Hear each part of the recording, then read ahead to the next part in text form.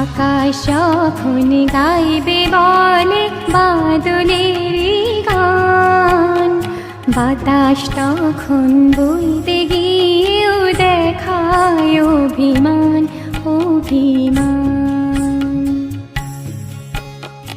আকাশ তখন ফিরতে পথে মন খারাপের সুর, বাতাস তখন নীরব চিঠি পাঠায় বহুদূর বহুদূর।